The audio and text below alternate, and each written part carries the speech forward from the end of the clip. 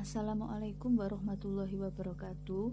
Bagaimana kabarnya hari ini anak-anak? Semoga semua dalam keadaan sehat walafiat dan selalu dalam lindungannya. Amin amin ya robbal alamin. Sebelum kita memulai pembelajaran hari ini, kita berdoa terlebih dahulu supaya ilmu yang diperoleh dapat bermanfaat dan barokah. Amin. Berdoa mulai.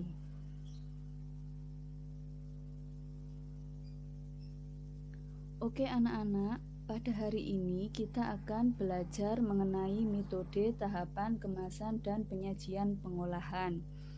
Silahkan disimak video berikut. Tujuan pembelajaran pada pertemuan hari ini yaitu mengidentifikasi bahan, alat, metode, dan proses pengolahan yang digunakan pada pembuatan produk bahan pangan hasil peternakan dan perikanan menjadi makanan dan di wilayah setempat berdasarkan rasa ingin tahu dan peduli lingkungan. A. Metode pengolahan. Memasak adalah kegiatan menyiapkan atau mengolah bahan makanan menjadi hidangan yang siap untuk dikonsumsi dengan cara memanaskan bahan makanan agar bahan makanan tersebut aman untuk dikonsumsi. Metode memasak bahan pangan ikan dan daging biasanya dengan metode merebus, boiling, mengukus, steaming, menggoreng, fried, membakar, grilling, dan memanggang atau di oven. 1. Teknik dasar pengolahan makanan atau pangan. Ada dua teknik dasar pengolahan makanan atau pangan, yaitu 1. Teknik pengolahan makanan panas basah, moist heat cooking, yaitu pengolahan makanan dengan bantuan cairan. 2. Teknik pengolahan makanan panas kering, dry heat cooking, yaitu pengolahan makanan tanpa bantuan cairan. 1. Teknik pengolahan makanan panas basah. A. Teknik merebus atau boiling, yaitu mengolah bahan makanan dalam cairan yang sudah mendidih. B. Teknik poaching, yaitu merebus bahan makanan di bawah titik didih dengan menggunakan cairan yang terbatas jumlahnya. C. Teknik braising, yaitu merebus bahan makanan dengan cairan sedikit, kira-kira setengah dari bahan yang akan direbus dalam panci penutup dan api kecil secara perlahan. Berikut contoh video teknik braising. Berikut contoh video teknik braising. Berikut contoh video teknik stewing, yaitu mengolah bahan makanan yang terlebih dahulu ditumis bumbunya. E. Teknik steaming, yaitu mengolah bahan makanan dengan uap air mendidih. 2. Teknik pengolahan makanan panas kering. A. Deep frying, yaitu mengolah bahan dengan menggoreng menggunakan minyak dalam jumlah banyak. B. Shallow frying, yaitu proses menggoreng yang dilakukan dengan cepat dalam minyak goreng yang sedikit. C. Teknik roasting, yaitu teknik mengolah bahan makanan dengan cara memanggang bahan makanan dalam bentuk besar di dalam oven. D. Teknik baking, yaitu pengolahan bahan makanan di dalam oven dengan panas dari segala arah.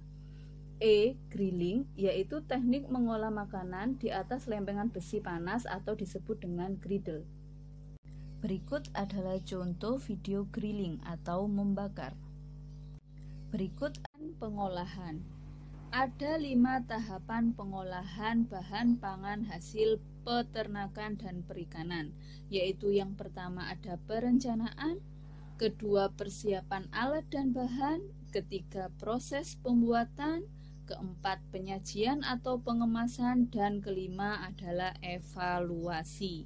Saja yang dilakukan setiap tahapan pengolahan. Yang pertama perencanaan, yaitu identifikasi kebutuhan dan ide atau gagasan. Identifikasi kebutuhan adalah menganalisis kebutuhan pengolahan pangan berdasarkan kondisi lingkungan.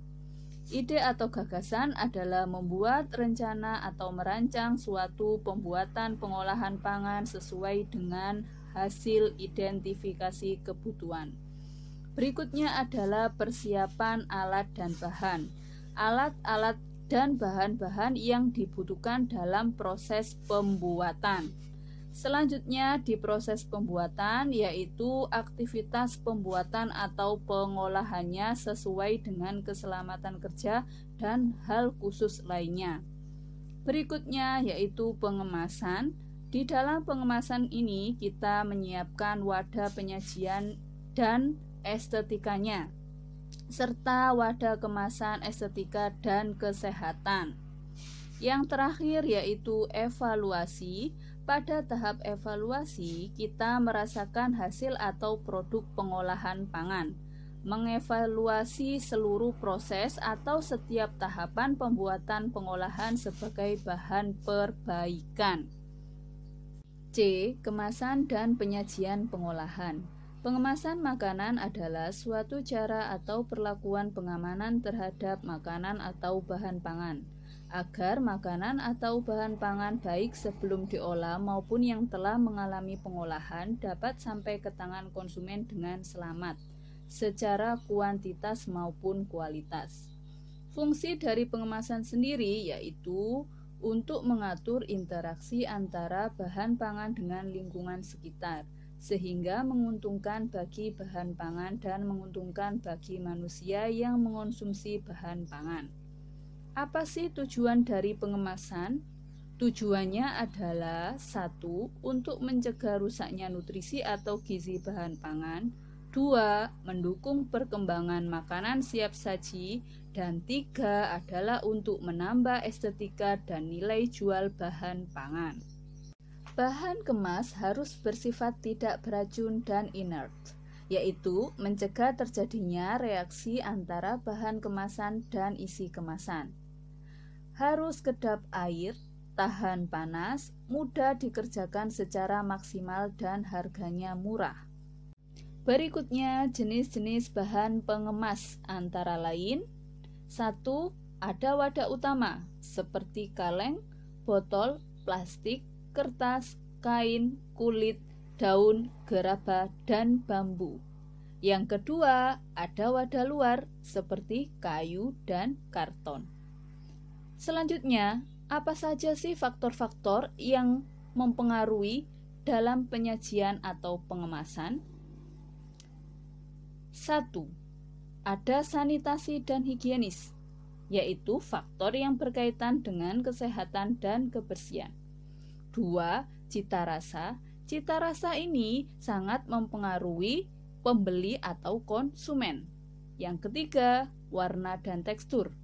Warna makanan adalah sebagai indikator kematangan makanan. Tekstur makanan yang empuk, mudah digigit atau mudah dikunyah dapat dinikmati konsumen dengan nyaman. Faktor terakhir yang mempengaruhi dalam penyajian atau pengemasan adalah alat dan kemasan. Ada 2 alat penyajian, yaitu yang pertama alat penyajian tradisional, yaitu dengan menggunakan daun. Kemasan tradisional cukup dibungkus dengan daun pisang. Yang kedua, alat penyajian modern, yaitu dengan menggunakan berbagai wadah yang berbahan dasar kaca, keramik, plastik, atau baja anti karat, atau disebut juga stainless steel. Kemasan modern yang sering digunakan yaitu aluminium foil, styrofoam, dan plastik. Oke anak-anak, sekian materi hari ini. Semoga penjelasan hari ini dapat bermanfaat bagi kalian semua. Tetap jaga kesehatan dan jangan lupa beribadah serta mempersiapkan pertemuan berikutnya. Sampai jumpa di pertemuan berikutnya dan saya akhiri. Wassalamualaikum warahmatullahi wabarakatuh.